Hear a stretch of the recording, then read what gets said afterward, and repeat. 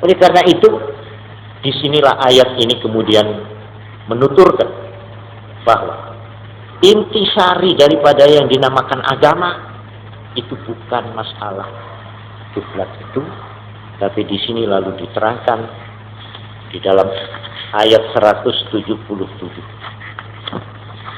yaitu laisal birra an tuwallu wujuhakum qibalal masyriq wal maghrib, seterusnya.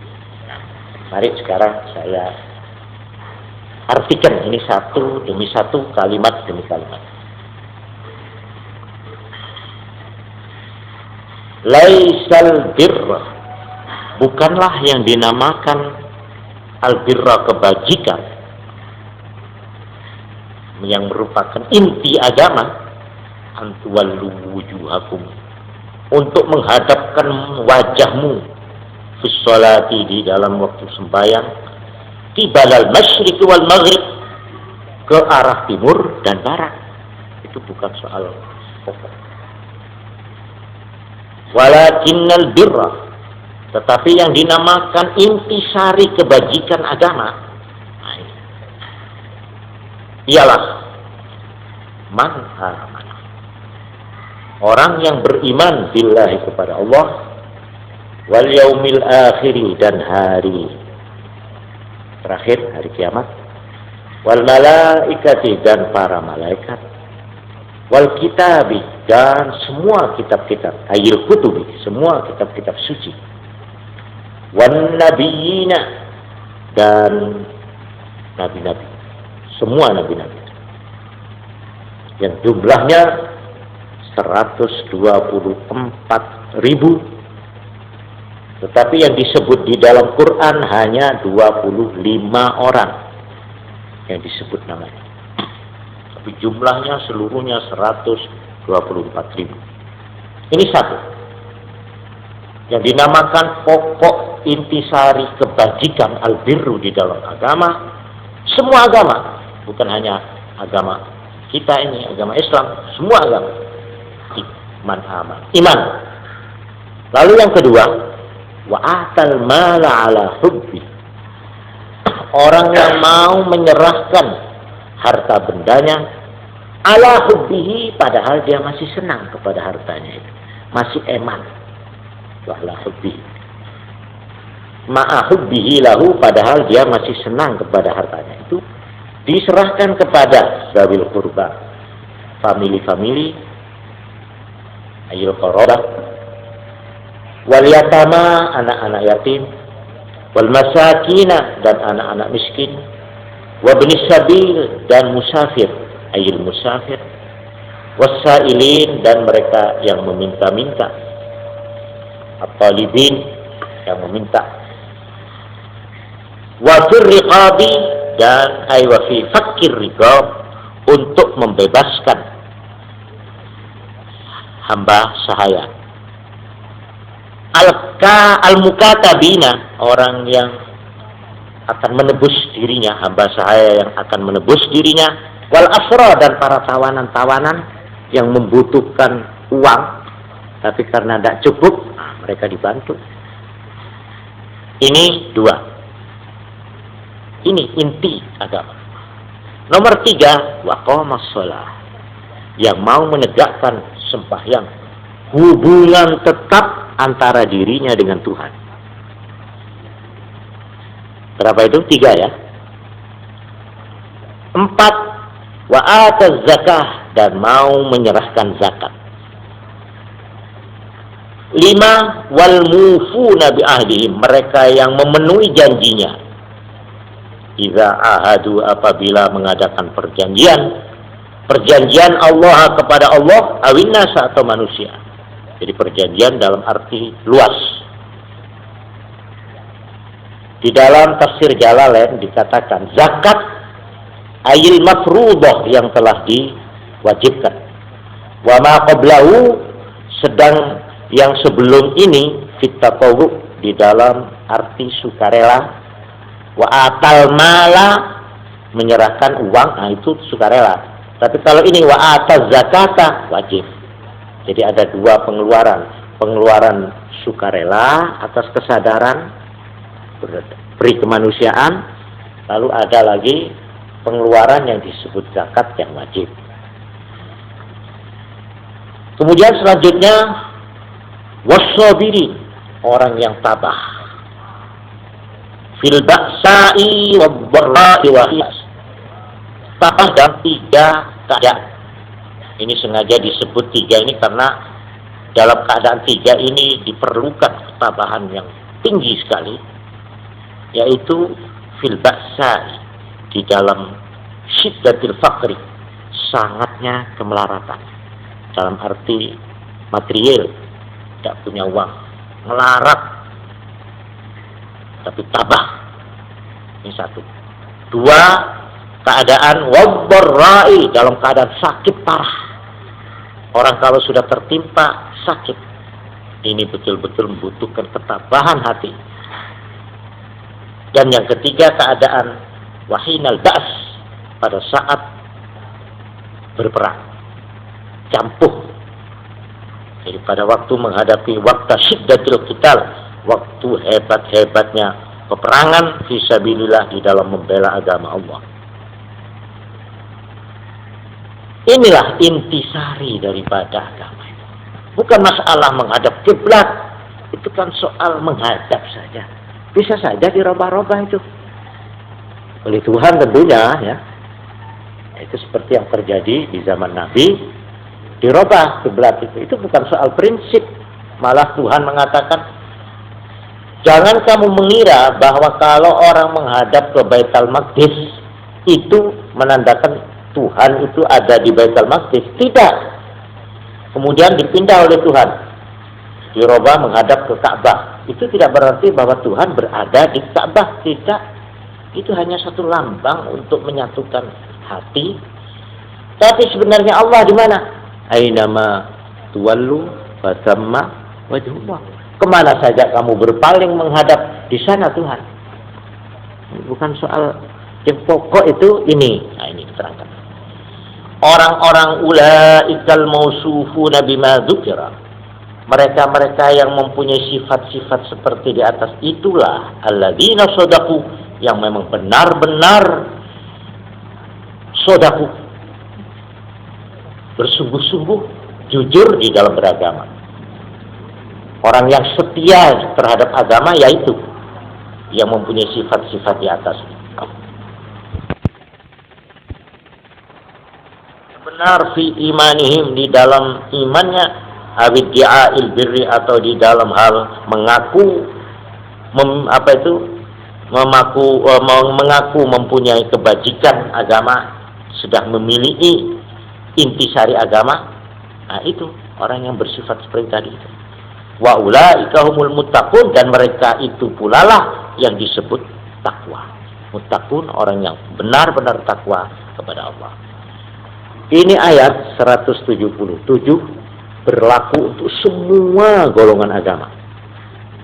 Ya, ditujukan kepada golongan Yahudi yang membuat ribut masalah perubahan kiblat.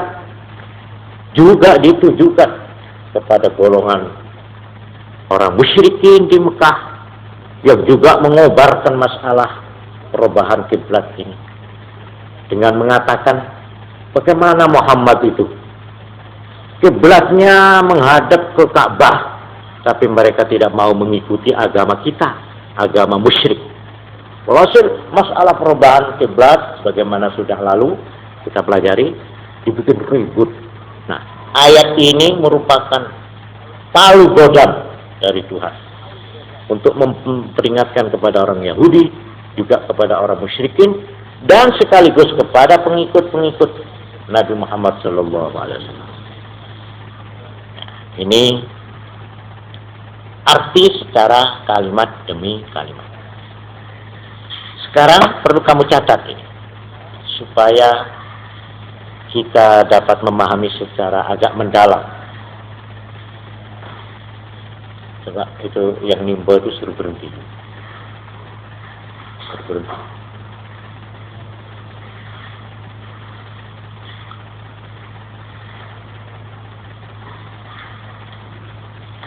Satu kata yang digunakan di dalam ayat ini yang perlu dikupas. yaitu kata-kata albirru. Kata-kata albirru ini banyak disebut-sebut di dalam Al-Quran, bukan hanya di dalam ayat ini. Umpamanya ayat wa ta'awanu 'alal birri wat taqwa. Ada lagi ayat lan tanalul birra hatta tunfiqu mimma tuhibbun. Ada lagi ayat lain, atamuruna nasa bil birri wa tansawna anfusakum. Ada lagi disebut dalam ayat yang lain, wa tanajau bil birri wat taqwa. Ini kata-kata albirru di dalam Quran banyak disebut di dalam beberapa ayat dan surat. Malah Tuhan sendiri disebut wal barrur rahim. Bukan saja Tuhan, malaikat pun dinamakan barrun. Kiramim baroroh. Juga dari kata-kata albirru, hamba-hamba Tuhan yang setia, yang takwa disebut innal abrara lafi na'im. Ini abror dari kata-kata albirru.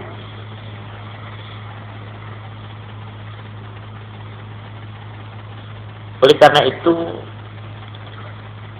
dengan singkat, albirru ini ada dua tempatnya. Satu, albirru untuk hamba, untuk makhluk. Lalu yang kedua, albirru untuk Tuhan.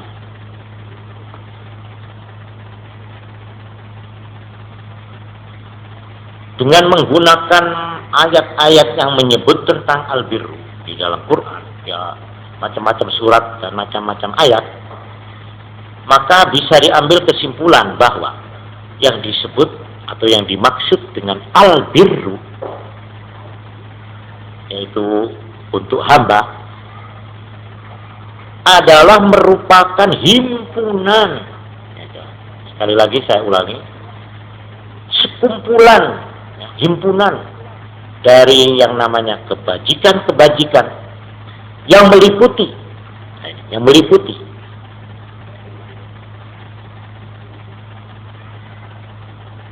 secara rohani atau secara mental, akhlak. Ini satu. Juga meliputi yang namanya karya-karya atau perbuatan-perbuatan, amal-amal, ya, kebaktian. Amal-amal kebaktian.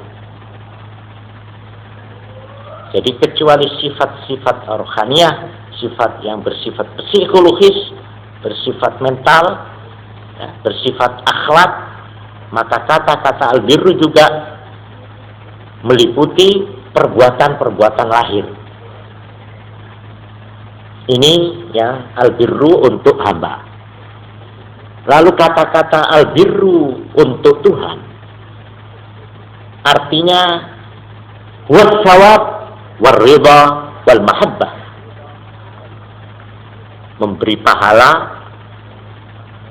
menyatakan senang dan ridhanya Allah dan cintanya. Jadi pahala, keridhaan dan kecintaan Tuhan itu disebut albirru. Nah, titik. Sekarang secara singkat dari ayat 177 ini, ya, maka kita bisa membagi menjadi 3 kelompok albirru. Albirru yang disebut di dalam ayat 177 surat Baqarah ini bisa kita jadikan 3 kelompok. Coba sekarang supaya pemahaman kita terhadap ayat ini sedikit mendalam, perlu saya terangkan tentang 3 kelompok ini secara singkat. Pertama, al-birru fil aqidah. Kedua, al-birru fil amal. Dan yang ketiga, al-birru fil khuluq atau fil akhlak. Ini semua tersimpul di dalam ayat ini, ayat 177 dari surat Al-Baqarah. Apa itu yang dimaksud dengan al-birru fil aqidah? Di dalam ayat ini dijelaskan 5 unsurnya yang dinamakan kebajikan di dalam kepercayaan atau intisari daripada kepercayaan. Ini di dalam ayat ini dijelaskan ada 5 unsurnya atau pokoknya. Pertama, iman kepada Allah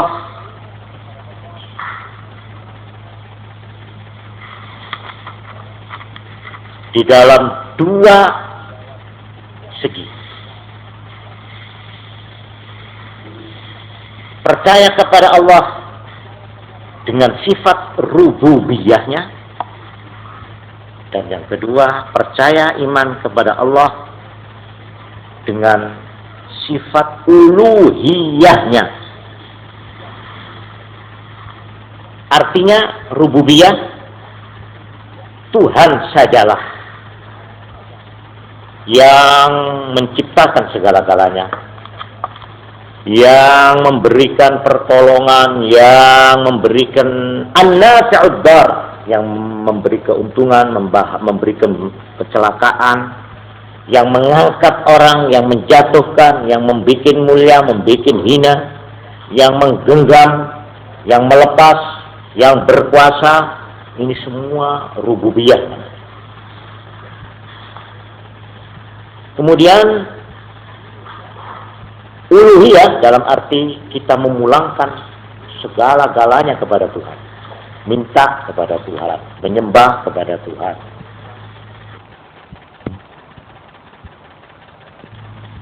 Yang baik dan yang buruk secara teliti dan cermat. Ini pokok yang kedua. Iman kepada Allah, iman kepada hari pembalasan, hari kiamat. Ini merupakan titik tolak dan titik akhir. Perjalanan manusia ini dimulai dari titik pertama, yaitu diciptakan oleh Allah, lalu beramal sampai kepada titik akhir, yaitu dibalas, hari pembalasan. Ini ujung, 2 ujung. Antara 2 ujung ini ada perantara. Jadi ujung pertama iman kepada Allah, ujung terakhir iman kepada hari pembalasan, hari kiamat. Lalu antara 2 ujung ini ada perantara, yaitu Allah. Di bawahnya Allah ada makhluk yang karena sifat-sifat makhluk ini dia bisa berhubungan langsung dengan Tuhan. Ini yang Tuhan, langsung secara bebas dengan Tuhan, dengan Allah. Lalu di ujung yang sebelah bawah, di mana ini Tuhan, di sini manusia. Ini ada lagi makhluk. Yang makhluk ini karena sifat-sifatnya ya manusia biasa, dia itu langsung berhubungan dengan namanya manusia. Tetapi dalam pada itu dia mempunyai sifat-sifat rohani yang bisa menghubungkan dia dengan malaikat. Nah, inilah yang disebut nabi. Jadi ujung yang paling pojok Tuhan. Ya, ini yang paling di atas sendiri. Di bawahnya itu malaikat. Ini yang langsung berhubungan secara bebas dengan Tuhan. Lalu untuk menyampaikan firman-firman itu diperlukan perantara yang ada di sebelah bawah, yaitu yang disebut nabi-nabi. Nabi-nabi ini karena sifat manusia, ya langsung dengan manusia, tetapi karena sifat-sifat ketinggian rohaniahnya, dia itu bisa berhubungan langsung dengan malaikat. Lalu apa yang dibawa oleh malaikat? Yang diserahkan oleh Allah kepada malaikat, lalu malaikat kepada nabi, lalu nabi kepada manusia. Inilah yang dinamakan Alkitab atau wahyu. Ini 5 unsur daripada albirru fil aqidah. Nah, ini secara singkat, saya tidak usah panjang lebar. Jadi kalau saya boleh gambarkan secara singkat, ya, albirru yang dinamakan intisari kebajikan di dalam kepercayaan agama itu mempunyai 2 ujung.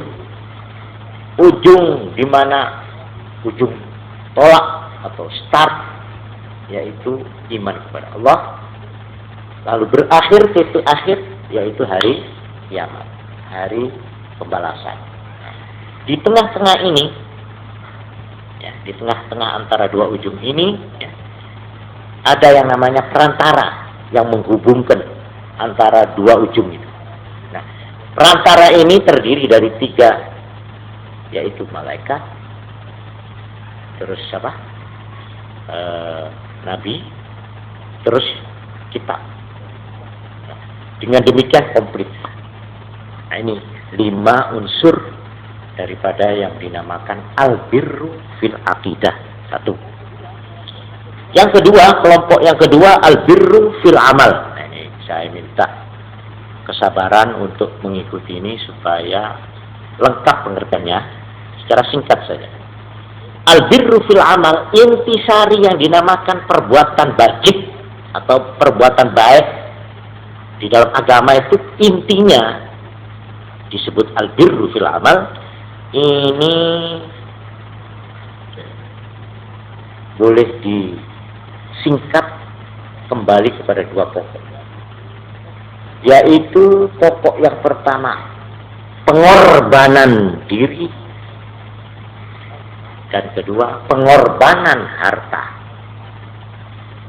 Jadi yang pertama pengorbanan diri ini nyawa kalau perlu, pengorbanan diri, dan yang kedua harta.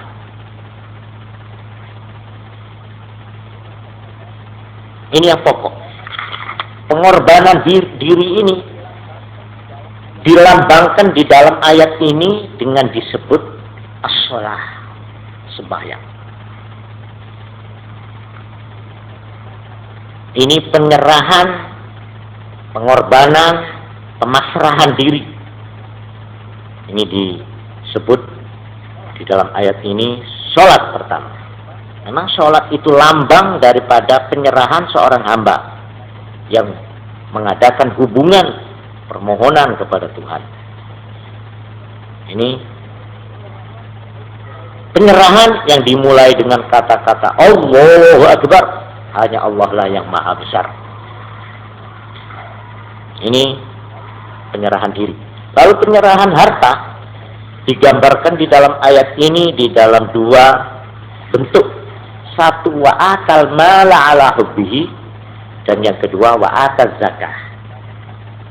Pengorbanan harta secara sukarela berdasar atas kesadaran batin seseorang, dan yang kedua berdasar atas kesetiaan menjunjung tinggi perintah, yaitu kewajiban zakat. Ini pokok daripada albirru fil amal, di dalam amal. Lalu selanjutnya di situ diterangkan penggunaannya untuk siapa-siapa, itu diterangkan ya untuk keluarga itu. Seterusnya pada ibnu sabil, kepada tawanan atau hamba sahaya, wafir riqab, dan seterusnya. Nah, sekarang yang ketiga, ini terakhir, albirru fil khuluq. Al-birru fil khuluq atau intisari kebajikan di dalam akhlak. Di dalam ayat ini dipulangkan kepada dua pokok juga. Yaitu pokok pertama memenuhi kewajiban. Yang di dalam ayat ini dikatakan wal mufuna bi ahdihim idza ahadu. Memenuhi janji apabila mereka sudah mengadakan perjanjian, baik perjanjian itu kepada Tuhan maupun perjanjian dengan manusia. Ya, jadi perjanjian antara hamba dengan Tuhannya, perjanjian antara manusia dengan manusia temannya, atau perjanjian antara negara dan negara, atau perjanjian antara golongan dan golongan, perjanjian antara masyarakat dengan masyarakat yang lain. Ini pertama, ini pokok pertama, menunaikan atau memenuhi kewajiban. Ini satu. Lalu yang kedua,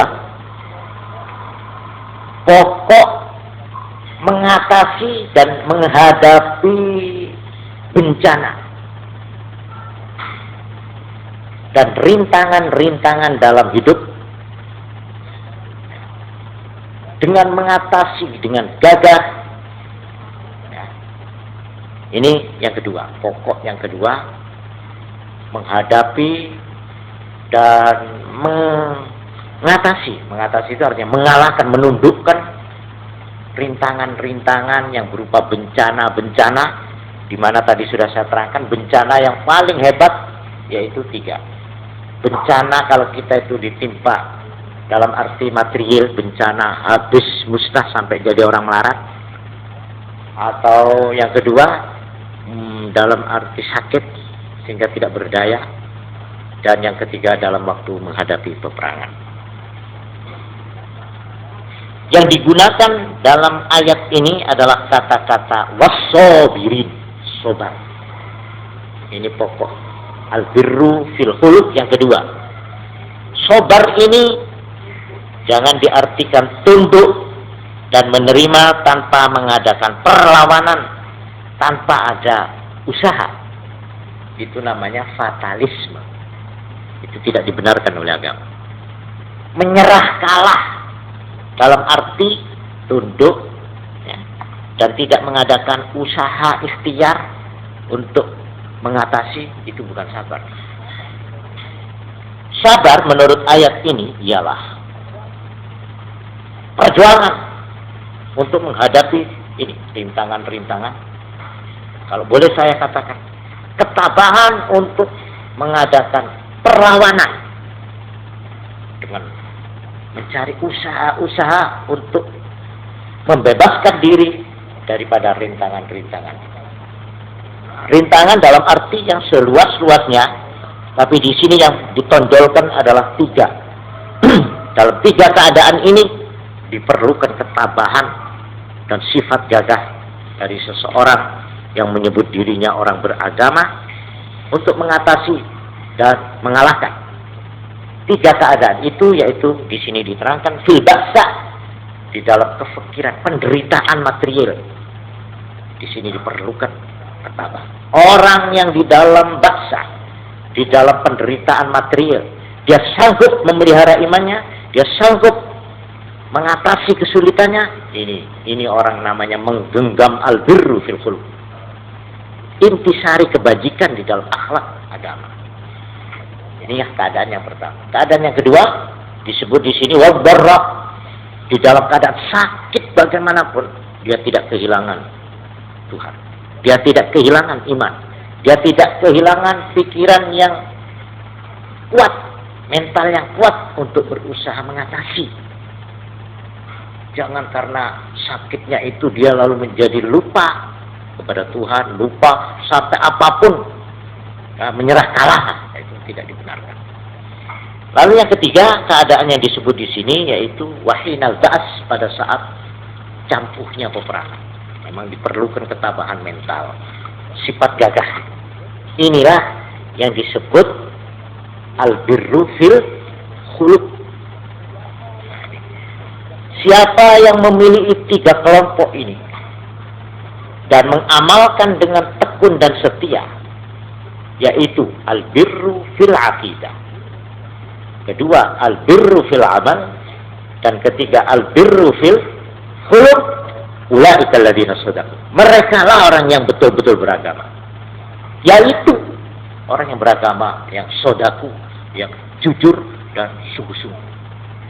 Wa ulaika humul muttaqun, dan mereka lah yang berhak mengenakan mahkota agama yang disebut takwa, yaitu mereka itu yang bukan saja imannya tetapi juga perbuatannya, bukan saja perbuatannya dalam arti kepada Tuhan, tapi juga terhadap sesama dalam arti kemasyarakatannya, bukan saja dalam itu tapi kejujuran batinnya, ketabahan mentalnya, ketabahan rohaninya. Orang yang sudah bisa mengamalkan ini, maka di atas dasar al-birru, tiga al-birru inilah ayat-ayat nanti 178 seterusnya sampai akhir surat Baqarah, Kanjeng Nabi Muhammad SAW diperintahkan untuk menyusun masyarakat Islam. Jadi ayat 177 ini adalah fondamen daripada pembinaan masyarakat yang digambarkan nanti di dalam ayat-ayat berikutnya, yang harus digarap oleh Kanjeng Nabi Muhammad SAW di kotanya, di kota pengungsiannya itu, yaitu kota Madinah Al-Munawwarah.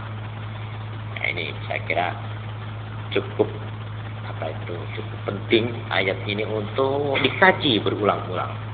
Sebab inilah asas kalau orang mau mendirikan masyarakat, mau memberikan negara, ya ini asasnya. Kalau tiga al-birru ini berhasil ditanam dan dimiliki oleh suatu umat, suatu kelompok, maka masyarakat itu akan berarti ditegakkan di atas dasar fondamen yang kokoh. Ya, kurang lebihnya ya demikian, wallahu a'lam bishawab. Al-Fatihah.